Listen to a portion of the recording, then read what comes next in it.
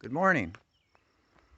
This is Mike up at Anathoth Community Farm, northern Wisconsin.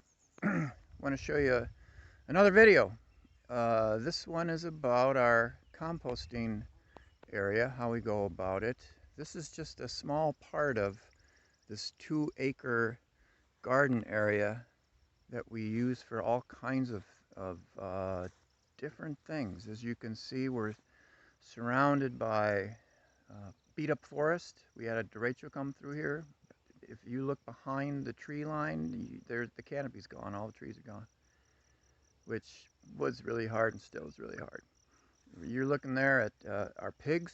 This is where they do their rotation through the cover crop. That's their portable house. We've got a greenhouse here that we do a lot of stuff in.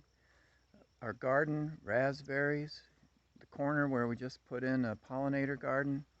But what I want to focus in on here just for a little bit, I don't want this to be long, is how we do composting. We used to just do composting in bins like these. Then we decided that we wanted to expand it and actually start building compost bins out of all kinds of materials that we collect in a bigger area. And part of what we do is, as you can see here, over the course of the summer, things just grow. Things grow like crazy out here. And every once in a while, we'll take our weed whip, otherwise known as the grazing stick, chop it all down, like we've done here, and then rake it up into a supply pile here for building composting piles. Underneath all of this kind of material is compost, and it's built up over the years. You can tell it's building up because it's way higher than the surrounding terrain, and every once in a while we'll scalp it, rake it up, put it in a pile, and then just run the tiller, which we barely use the tiller anymore because we're trying to go to no-till.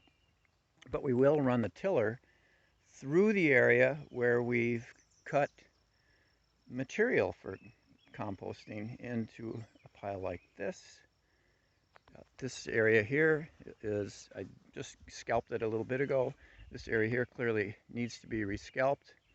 What we have here are a couple potato towers that we take our compost and stack it up until we get a bunch of potatoes out of it. It's kind of nice. That's kind of where I'm gonna stop it for today. Is you need, if you're gonna really compost and you want to compost fast, you're gonna not just add plant material to a pile and add a little bit more and add a little bit more. You're going to need an area to collect material, to assemble compost piles like this so they compost faster. We do have a thermometer in here. We just turned this one a couple of days ago. It's at 120 and it's already fallen off from 160. When it gets down into the 80 range, then we'll take the cage off, flip it all, and do it again. But we won't add any new material to this pile. There's a little bit of new material on top. Intern did it, realized that shouldn't have been done, but it doesn't matter because that'll end up on the bottom when we flip it. So that's what I got. Here's our compost sifter, homemade, basically just to fit on top of the wheelbarrow that we have, and it's some like hardware cloth. Works really good. Sift that compost so we can use it however we want to use it.